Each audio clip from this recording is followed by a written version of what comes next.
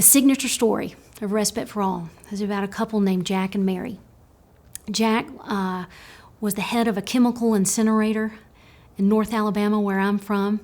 He had Alzheimer's and Parkinson's. He was about 6'2". He could barely talk, no verbal skills left. His wife, her name was Mary. She didn't know me, she didn't know the volunteers. In the first three weeks that we had started the program, she brought Jack and she wouldn't leave him. And we kept saying, Mary, you need to go, and she wouldn't go.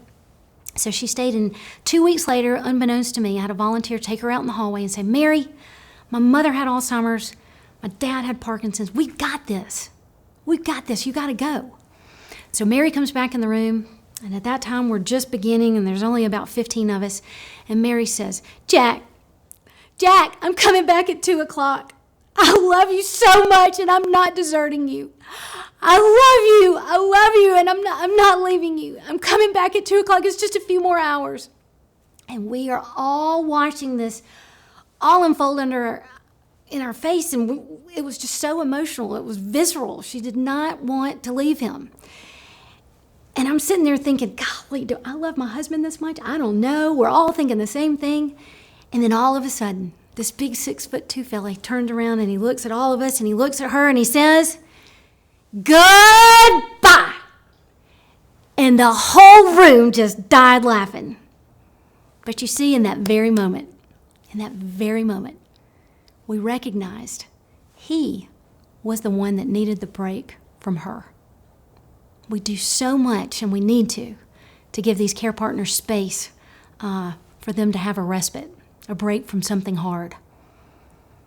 But that day, we recognized he needed the break from her. And you see, that story has done so much for us because we train our directors how to deal with reluctant caregivers. People don't want to bring their person out living with a challenge into the general public, right? They don't know us at the beginning. But when we tell that story, have you ever thought that Bill might need a break from you? And we get them to see that is golden. But it was a twofold story. Mary came back at 2 o'clock, and when she came back in, I said, Mary, what did you do? Did you go to lunch with the girls? Did you go shopping? What did you do with 4 hours? And she just gave me the biggest hug, biggest embrace. And she said, oh, dear one.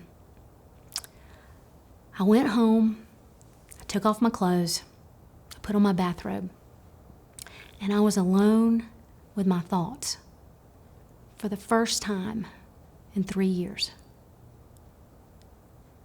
Your church, these volunteers, you have afforded me a chance to be alone with my thoughts. And it was so significant in my life because 3 years of never being alone, I just think we can't even imagine it, right? It was such a powerful story. That's who we represent.